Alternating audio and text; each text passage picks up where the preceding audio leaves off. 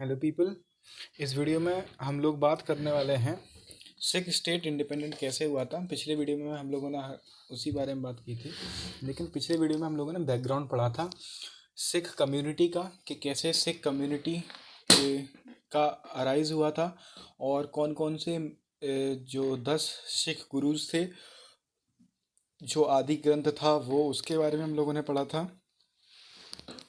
और हम लोगों ने ये पढ़ा था कि कैसे क्या क्या मतलब कैसे डिवीजन हुआ था सिख कम्युनिटी के अंदर, कैसे कैसे मिसल फॉर्म हुई थी और कौन कौन सी मिसल फॉर्म हुई थी।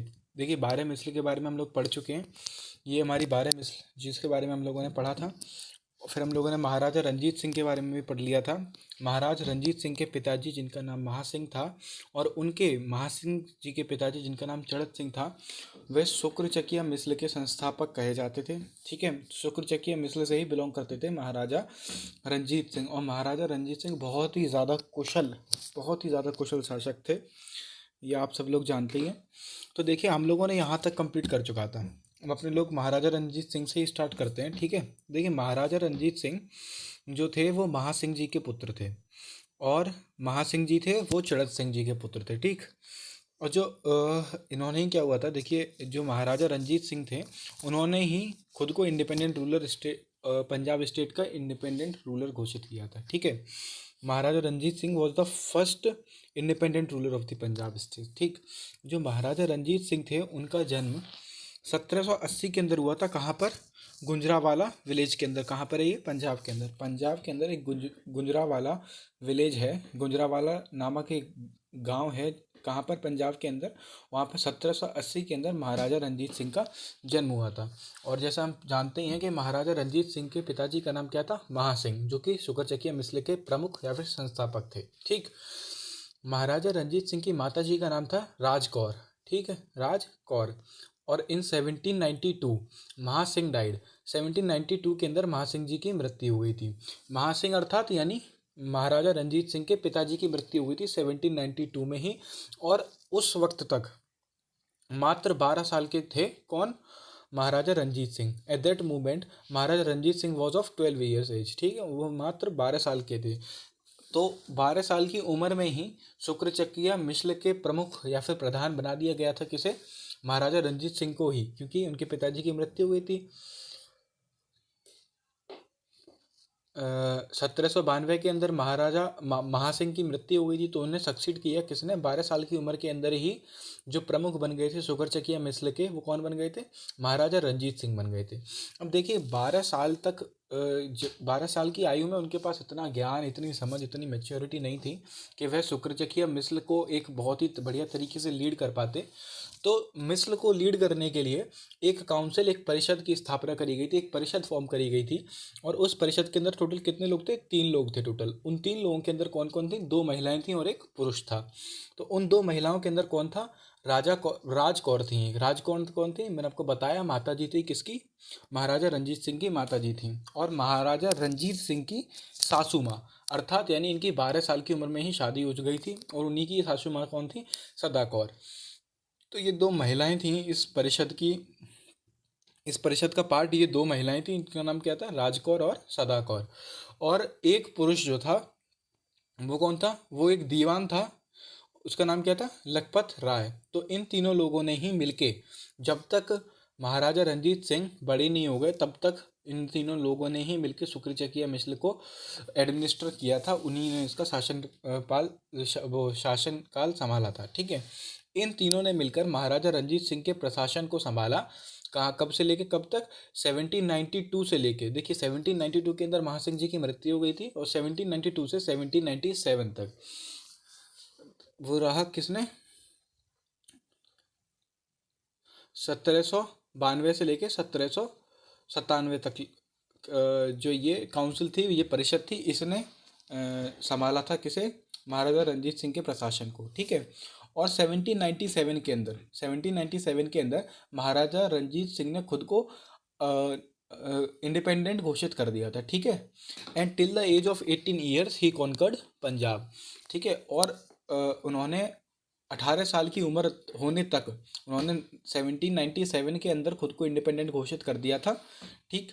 और उसके बाद 18 साल के होने तक उन्होंने पंजाब के ऊपर, कश्मीर के ऊपर, मुल्तान के ऊपर और पेशावर, इस सभी राज्य को अपने राज्य के अधीन कर लिया था, उन्हें कॉन्कर कर लिया था। ठीक है।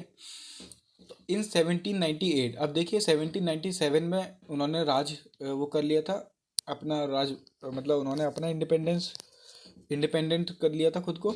और 1798 के अंदर क्या होता है, इन्वेजन ऑफ जमन शाह, जमन शाह का इन्वेजन होता है। अब आप पूछेंगे ये जमन शाह कौन था, जमन शाह का आक्रमण होता है। ठीक है। और ये जमन शाह कौन था, ये रूलर था किसका, अफगानिस्तान का, यह एक शासक था। ठीक। और ये किसका सक्सेसर था, अब्दाली, जो अब्दाली था ये उसका सक्सेसर था, कौन, जमन शाह। तो क्या होता है कि इन्वेजन होता है जब जमन शाह का, तो क्या होता है कि ये जमन शाह आता है इंडिया के अंदर, और इंडिया के अंदर आकर आक्रमण करता है। और during his invasion he conquered Lahore and a bigger part of Punjab. तो जब इसने ये आया तो इसने कॉन्कर कर लिया, क्या क्या, लाहौर को कॉन्कर कर लिया था और पंजाब का एक बिगर पार्ट को कॉन्कर कर लिया था। तो लेकिन जब ये जमन शाह अफगानिस्तान से आया होता है तभी इसे पता चलता है कि भाई इसके पीठ पीछे एक रिवोल्यूशन स्टार्ट हो गया है, इसके साम्राज्य के अंदर, इसके साम्राज्य, मतलब किसके शासन, साम्राज्य के अंदर, जमन शाह के साम्राज्य के अंदर। तो फिर उसे, उस रिवॉल्यूशन को रोकने के लिए जमन शाह तुरंत अपना बोरिया बिस्तर बांधता है और तुरंत अफगानिस्तान के लिए रवाना हो जाता है। और वापस लौटते हुए, क्योंकि नॉर्थ की बात चल रही है ये सब कुछ, तो चिनाब रिवर, आपको पता है ये लोकेशन उसी तरफ है, तो चिनाब रिवर क्रॉस करते हुए या फिर उस दलदल एरिया में, मार्शी एरिया से निकलते हुए उसकी 12 तोपें थीं, यानी उसकी जो 12 कैनन थी, वो कैनन उस दलदल के अंदर फंस जाती हैं। तो इस दलदल के अंदर फंस जाने के कारण उसे काफ़ी विलम्ब होता है कहाँ पर पहुँचने में, अफगानिस्तान में, क्योंकि रिवोल्ट बढ़ता जा रहा था वहाँ पे। तो फिर जो महाराजा रंजीत सिंह थे वो इन्हें यह दिलासा देते हैं और कहते हैं कि भाई तुम टेंशन मत लो, जमन शाह तुम टेंशन मत लो, ये तुम्हारी 12 की 12 तोपें मैं निकलवा दूंगा यहाँ से और मैं ही पहुँचवा दूंगा, तुम उसकी फिक्र मत लो, तुम जाओ अपना देख लेना अपना सिस्टम। अब होता है कि 1790, अब क्या होता है कि अपनी बात के पक्के थे महाराजा रंजीत सिंह, महाराजा रंजीत सिंह तोपें निकलवा के जमन शाह को भिजवा देते हैं। हालांकि विश्वास करना, मतलब जानना पहचान महाराजा रंजीत सिंह से, आप ऐसे तीसरे आदमी पर कैसे विश्वास कर लोगे। तो वैसे ही क्या होता है कि जो जमन शाह होता है वो काफ़ी ज़्यादा खुश होता है इस बात से, जब ये 12 तोपें उसके पास अफगानिस्तान पहुंच जाती हैं हिसाब से, इस बात से वह बहुत ही ज़्यादा खुश होता है। और इस बात से वह इतना खुश हो जाता है कि भाई जो उसने लाहौर और most part of the Punjab capture किया था, वह इसका हकदार किसे बना देता है, महाराजा रंजीत सिंह को बना देता है। और इसी के बाद महाराजा रंजीत सिंह लाहौर को, जो उन्हें लाहौर मिल ही गया था, किसे, ये लाहौर और most part of the Punjab जो कॉन्कर करा गया था जमन शाह के द्वारा, उसे जमन शाह लौटा, मतलब दे देता है, किसे दे देता है, महाराजा रंजीत सिंह को। और 1799 के अंदर, 1798 के अंदर इन्वेजन करा था, और 1799 के अंदर लाहौर को कैपिटल बना लेते हैं कौन, महाराजा रंजीत सिंह। ये इनकी एडमिनिस्ट्रेटिव कैपिटल थी। ठीक है, ये इनकी एडमिनिस्ट्रेटिव कैपिटल थी। और जमन शाह ने ही इन्हें एक टाइटल दिया था, कौन सा, राजा का टाइटल दिया था महाराजा रंजीत सिंह को। ठीक। और इन 1805, 1805 के अंदर महाराजा रंजीत सिंह कॉन्कर्ड अमृतसर फ्रॉम भंगी मिसल। मैंने आपको मिसल पढ़ाई थी, 12 प्रकार की मिसल पढ़ाई थी। मैंने आपको बताया था कि जो भंगी मिसल थी, जो भंगी मिसल थी उसका एरिया कौन सा, एरिया कौन सा था, अमृतसर वाला एरिया था। ठीक है। तो महाराजा रंजीत सिंह ने अमृतसर को कैप्चर कर लिया था, कॉन्कर कर लिया था, किससे, भंगी मिसल से। And he made Amritsar his religious capital, और उन्होंने अमृतसर को अपनी रिलीजियस कैपिटल घोषित कर दी थी। ठीक है, किसने, महाराजा रंजीत सिंह ने, कौन से साल में, 1805 के अंदर। इन 1807 कॉन्कर्ड अम्बाला, थानेश्वर, फिरोजपुर और नारायणगढ़। ठीक है, नारायणगढ़। ठीक है। 1807 के अंदर, 1805 के अंदर इन्होंने अमृतसर को कॉन्कर कर लिया था। 1807 के अंदर उन्होंने अम्बाला, हरियाणा के अंदर पड़ता है, थानेश्वर, फिरोजपुर और नारायणगढ़ को भी कॉन्कर कर लिया था। ठीक है। अब 1809 के अंदर क्या होता है, एक ट्रीटी होती है, अमृतसर की ट्रीटी होती है। ठीक है। अब क्या होता है, आप जानते ही हैं कि जो 1803 के आसपास क्या हुआ था, पेंशनर बना लिए थे। किसके पेंशनर बना लिए थे, उन्हें क्या कहते हैं, जो मुग़ल डायनेस्टी के वो राजा वगैरह थे, जो वीक राजा थे, कमज़ोर राजा थे, उन राजाओं को पेंशनर बना दिया था ब्रिटिशर्स ने। तो ब्रिटिशर्स चाह रहे थे कि अपना शासन उनका हो, और यहीं पे महाराजा रंजीत सिंह काफ़ी एक पावरफुल राजा की तरह उभर कर आ रहे थे। तो 1809 के में क्या हुआ, एक ट्रीटी होती है अमृतसर की, और अमृतसर की ट्रीटी होती है। उस वक्त जो गवर्नर जनरल था बंगाल का, वो कौन था, लॉर्ड मिंटो प्रथम। लॉर्ड मिंटो प्रथम गवर्नर जनरल था बंगाल का। 1809 के अंदर ट्रीटी होती है अमृतसर की, ठीक है। तो गवर्नर जनरल ऑफ बंगाल के तौर पे, मतलब उसी का प्रतिनिधित्व करने के लिए कौन आता है, चार्ल्स मेटको आते हैं, मेटकोए, चार्ल्स मेटको आते हैं किसके प्रतिनिधित्व करने के लिए, लॉर्ड मिंटो के लिए। और ये ट्रीटी का होती है, ट्रीटी ऑफ अमृतसर। और इस ट्रीटी के अधीन क्या होता है, ये कहा जाता है कि Sutlej river was considered as the southern boundary of Maharaja Ranjit Singh. और इस ट्रीटी के अनुसार ये बोला गया कि जैसे महाराजा रंजीत सिंह छोटी सी आयु के अंदर ही बहुत ही ज़्यादा बड़ा एम्पायर मतलब एक्सपेंड करते जा रहे थे। उन्होंने अम्बाला को कॉन्कर करा, थानेश्वर को, फिरोजपुर को, नारायणपुर को, वो नारायणगढ़ को, अमृतसर को, और इससे पहले उन्होंने भंगी मिसल से ये अमृतसर उन्होंने ले ही लिया, उन्हें लाहौर भी मिल गया, greater part of the Punjab भी उन्हें मिल चुका था। तो उनकी पकड़ अच्छे खासे रीजन पर हो गई थी। तो अब बात ये थी कि पॉलिटिकल इन्फ्लुएंस कम करने के लिए जो ये ट्रीटी ऑफ अमृतसर के अधीन ये एक पॉइंट जोड़ा गया था ब्रिटिशर्स द्वारा कि सतलज जो बाउंड्री है, सतलज रिवर है, उसे एज अ बाउंड्री कंसीडर करा जाएगा। किसके लिए, महाराजा रंजीत सिंह के लिए। अर्थात महाराजा रंजीत सिंह सतलज बाउंड्री के सदर्न पार्ट के अंदर कोई भी एक्सपेंशन नहीं करेंगे, या फिर कोई भी पॉलिटिकल इन्फ्लुएंस उनका नहीं रहेगा, ठीक। और जो उसका नदर्न पार्ट है उसके अंदर वो कुछ भी कर सकते हैं। तो ब्रिटिशर्स मेड अ कंटोनमेंट इन लुधियाना। लुधियाना के अंदर उन्होंने अपनी एक छावनी बनाई थी, ठीक है, लुधियाना के अंदर इसी ट्रीटी के अधीन, ठीक है। और Britishers promised not to interfere in the northern part of the Sutlej river. यानी सतलज रिवर के जो ऊपर का यानी नॉर्दर्न पार्ट जो भी होगा उसके अंदर ब्रिटिशर्स कोई भी इंटरफेयर नहीं करेंगे, कैसा भी इंटरफेरेंस नहीं होगा ब्रिटिशर्स के द्वारा। और वहीं नॉर्थ के वो सतलज रिवर के सदर्न पार्ट के अंदर महाराजा रंजीत सिंह के द्वारा कोई भी इंटरफेयर नहीं होगा। ये भी इसके द्वारा इस ट्रीटी का एक पैक्ट था, एक समझौते के अधीन एक पॉइंट था, ठीक है। ट्रीटी ऑफ अमृतसर जो कि 1809 के अंदर हुई थी। अब देखिए इन 1838 के अंदर Maharaja Ranjit Singh helped Shah Shuja to become the ruler of Afghanistan. अब देखिए क्या होता है कि जो शाह सूजा की मदद करते हैं कौन, महाराजा रंजीत सिंह, किसमें 1838 के अंदर, क्या किसके लिए, to become the ruler of Afghanistan, Afghanistan का राजा बनने के लिए। तो इससे खुश होकर जो शाह सूजा होता है वह कोहिनूर गिफ्ट कर देता है, कोहिनूर डायमंड गिफ्ट कर देता है महाराजा रंजीत सिंह को। तो 1838 के अंदर शाह सूजा गिफ्ट करता है किसे, महाराजा रंजीत सिंह को कोहिनूर डायमंड। और ऐसा इतिहास कहता है, इतिहास में ऐसा कहा गया है कि जो कोहिनूर डायमंड था वो पुरुषों के लिए तो बहुत ही ज़्यादा शापित था, और वहीं वह महिलाओं के लिए बहुत ही ज़्यादा लकी कंसीडर करा जाता है, ठीक है। अब देखिए जैसा कि मतलब भाई फैक्ट्स के ऊपर बात करता है हिस्ट्री, तो अब देखिए जैसे ही महाराजा रंजीत सिंह के पास कोहिनूर आया, उसी के अगले वर्ष 1839 के अंदर 1839 के अंदर महाराजा रंजीत सिंह की मृत्यु हो जाती है, and he was succeeded by his son Kharak Singh. 1838 के अंदर उन्हें मिला कोहिनूर, और 1829 के अंदर उनकी मृत्यु हो जाती है। तो ऐसा कहा जाता है कि भाई पुरुषों के लिए यह एक श्राप के तौर, एक शापित है ये पुरुषों के लिए। And he was succeeded by his son Kharak Singh, और खड़क सिंह के द्वारा महाराजा रंजीत सिंह को सक्सीड कर लिया जाता है, ठीक। अब खड़क सिंह के बाद क्या होता है, जब खड़क सिंह राजा बनता है 1839 के अंदर, तो क्या होता है कि जो इसी के ये 39 के अंदर ही थोड़े कुछ महीनों के लिए ही राजा रह पाता है, और इतने ही टाइम में क्या होता है, एक रिवोल्ट स्टार्ट हो जाता है इसके एम्पायर के अंदर, इसके साम्राज्य के अंदर।